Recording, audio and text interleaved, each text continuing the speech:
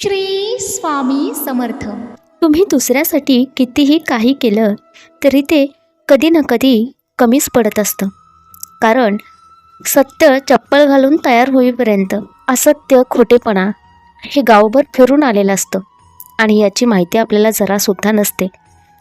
या जगात असा कोणताही व्यक्ती नाही आहे की ज्याला दुःख नाही आहे, पण त्या दुःखाला विसरून तो आनंदाचं जीवन जगत असतो.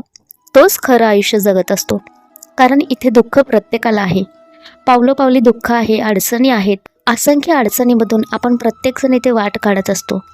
रोज नवीन दिवसाला काही ना काही प्रत्येक अडचणीला आपण तोंड देत असतो आणि पुढे जात असतो. प्रत्येक दिवस आनंदाचाच असेल असं नाही आहे, पण प्रत्येक दिवस हा दुःखाचाही असेल असंही नाही आहे. त्यामुळे आपल्याला दुःखामधून आनंद शोधायचा आहे आणि स्वामी आपल्या नेहमी पाठीशी आहेत. माणसाची वृत्तीच माणूस दिसतो तसा साधा भोळा नसतो, पण माणसाचं वृत्तीचं रूप असतं ते वेगळंच असतं. ओठांवर जरी गोड शब्द असले तर मनात मात्र अनेक विचार चालू असतात. ते खोलवर विचारच माणसाला विचार करण्याला भाग पाडत असतात. कधीकधी आपण स्वार्थासाठी हात जोडत असतो, तर कधीकधी निस्वार्थीपणाने कोणाची तरी मदत करत असतो. वेळ बदलली की चेहरे बदलत असतात आणि बदलणारी ही माणसं आपली म्हणणारीच असतात. आणि याचा अनुभव प्रत्येक वेळी आपल्याला अडचणी असू दे किंवा आपण संकटामध्ये अडकलो असो, त्यावेळी हा अनुभव प्रत्येकालाच आलेला असतो. चांगल्या वृत्तीची माणसं हा माणूस मोठा करतो आणि वाईट वृत्तीची माणसं हा नातं क्षणात तोडून टाकत असतो. म्हणून माणसामध्ये माणुसकी जपा. आपल्या मनामध्ये माणुसकी असेल तर आपल्याला अशा वृत्तीची माणसाची खरी ओळख नक्कीच होत असते. माणसाचं हे जगण्याचं सत्य आपल्याला आज ओळखायचं आहे की वेळ बदलली की चेहरे बदलतात आणि वेळेनुसार माणसंही साथ सोडतात. आणि ही बदलणारी माणसं आपल्या अवतीभोवती असतात, आपल्या ओळखीतले असतात आणि आपल्या जवळचे असतात. संकटाच्या वेळी जवळचीच माणसं धावून येतात असं लोक म्हणतात, पण अनुभव सांगतो की सर्वात खोल जखमासुद्धा जवळचीच माणसं देत असतात. कारण परक्यांकडून अपेक्षा नसते, पण आपल्या लोकांकडून पण खूप अपेक्षा असतात. पण तेच लोक आपला अपेक्षा भंग करतात. ज्यांना आपण मनापासून आपलं मानलेलं असतं तीच लोक कधी परकी होऊन जातात हे कळतच नाही.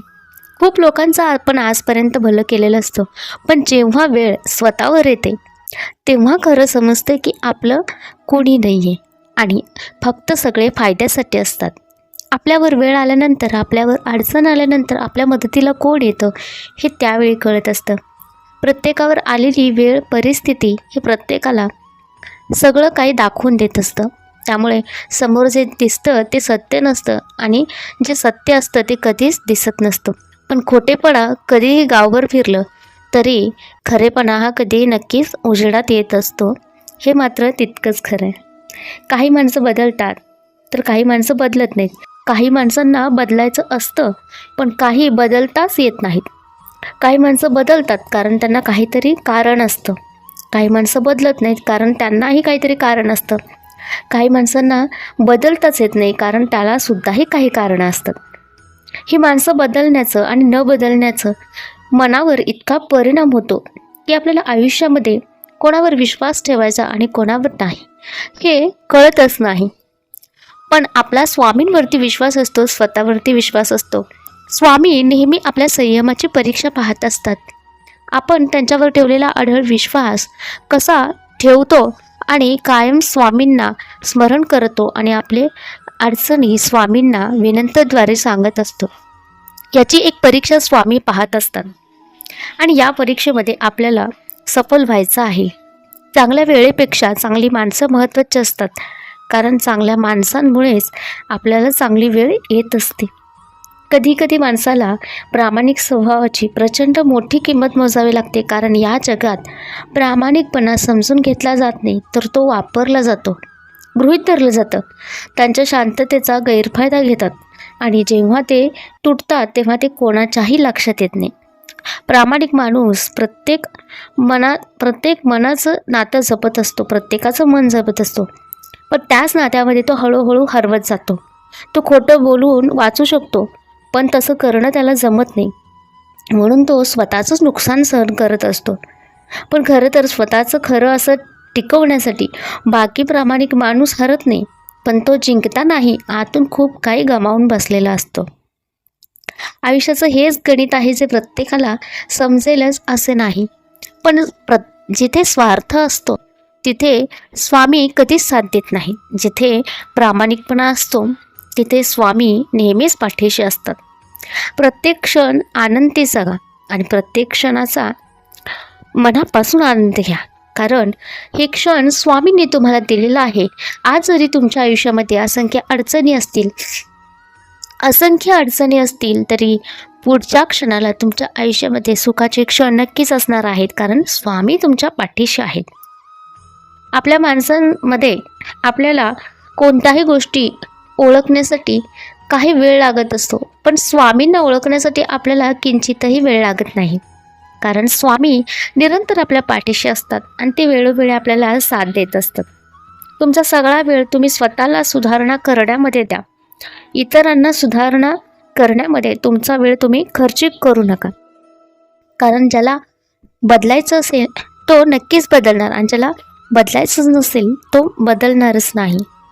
माणसाला जिंकायचं असतं ते केवळ आपुलकीने, कारण वेळ, पैसा, सत्ता आणि शरीर एखाद्या वेळेस साथ देणार नाही, पण आपलं कर्म, स्वभाव आणि आपला आत्मविश्वास हे तुम्हाला कधीच एकटं पाडून देणार नाही. आणि स्वामी हे तुम्हाला कधीच एकटे पाडू देणार नाही, ते नेहमीच तुमच्या पाठीशी असतील. तुमचा विश्वास आणि आत्मविश्वास आणि तुमची संयम हेच कायम तुमच्या पाठीशी राहणार आहे. आणि स्वामींची भक्ती आणि स्वामींवरची अतूट श्रद्धाच तुम्हाला तुमच्या कार्यापर्यंत पोहोचवणार आहे. आजपर्यंत असंख्य अडचणींना तुम्ही सामोरे गेला आहात आणि अजूनही जात आहात. या अडचणीमध्ये स्वामी तुमच्या पाठीशी आहेत. कोणी असो अगर नसो, माणूस स्वतःचाच विचार करतो म्हणून तो स्वार्थी ठरत नाही, तर इतरांकडे दुर्लक्ष करतो म्हणून ठरत असतो. एक वेळ परिस्थितीने बदललेले लोक ओळखता येतात, पण स्वार्थाने बदललेली माणसं कधीच समजत नाही आणि ती माणसं कधीकधी आपल्या जवळचीच असतात. आपल्या जवळच्या लोकांमुळेच आपल्याला आयुष्यामध्ये खूप नुकसान सहन करावं लागतं, खूप त्रासाला सामोरं जावं लागतं आणि यामध्ये आपल्याला काही बदलही आपण या गोष्टीला, या परिस्थितीला कधी बदलही आपल्याला करता येत नाही आणि आपल्याला ते शक्यही होत नाही. अशा वेळी सगळं काही स्वामींवर सोपवा आणि निशंक राहा. स्वामी निश्चितच तुम्हाला या सर्वातून साथ देतील आणि बाहेर काढतील. काही लोक फक्त स्वतःच्या फायद्यासाठी येत असतात आणि काही जण दुःखी मनाला आधार देण्यासाठी येत असतात, पण यावेळी तुम्हाला महत्त्व काय आहे या गोष्टीमध्ये तुम्हाला ओळखायचं आहे. प्रत्येक हसऱ्या चेहऱ्यामागे काही ना काही दुःख नक्कीच असतं आणि प्रत्येक दुःखी चेहऱ्यामागे एक आनंदाचा क्षणही असतो, तो आपल्याला शोधायचा आहे.